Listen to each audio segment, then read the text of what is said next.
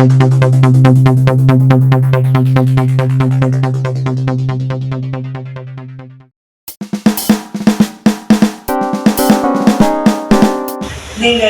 தொடர்ந்து விவசாயிகளாக இணைந்து ஒரு சங்கத்தை உருவாக்கி இந்த பகுதியில் இருக்கக்கூடிய விவசாயிகளின் உரிமைகளுக்காக மட்டுமில்லாமல் இந்த பகுதியில் இருக்கக்கூடிய பிள்ளைகளுடைய கல்விக்காக, அதே நேரத்திலே இந்த பகுதியில் இருக்கக்கூடிய மக்களுடைய தேவைகளை உணர்ந்து கொண்டு புரிந்து கொண்டு அவர்களுக்கு ஆற்ற வேண்டிய சேவையை செய்வதற்காகவும் பல்வேறு திட்டங்களை, நலத்திட்டங்களை இந்த சங்கத்தின் வழியாக நிறைவேற்றி கொண்டிருக்கிறீர்கள்.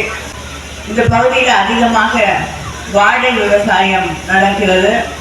ஆனால் இன்னும் மற்ற இடங்களில் அந்த வாழை இங்கே சென்னை வரைக்கும் நம்ம வாழை இங்கே விளையக்கூடிய வாழைகள் கிடைக்கிறது. ஆனால் அதை தாண்டி வெளிநாடுகளுக்கு பல பகுதியில் இருக்கக்கூடியவர்கள் இந்த வாழையை ஏற்றுமதி செய்து கொண்டிருக்கிறார்கள்.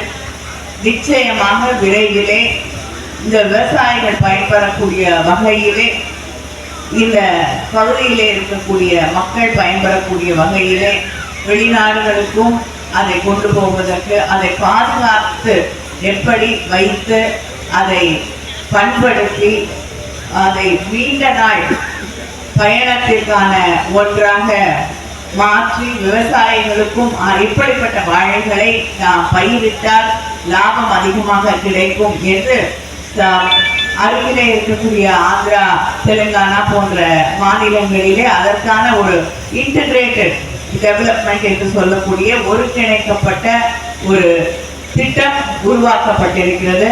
அதே போல நம்முடைய பகுதியிலும் விரைவிலே ஒரு திட்டத்தை உருவாக்குவதற்கான முயற்சிகளை செய்து கொண்டிருக்கிறோம். விரைவிலே அந்த வெற்றிகரமாக நடைமுறைக்கு கொண்டு வரப்படும்.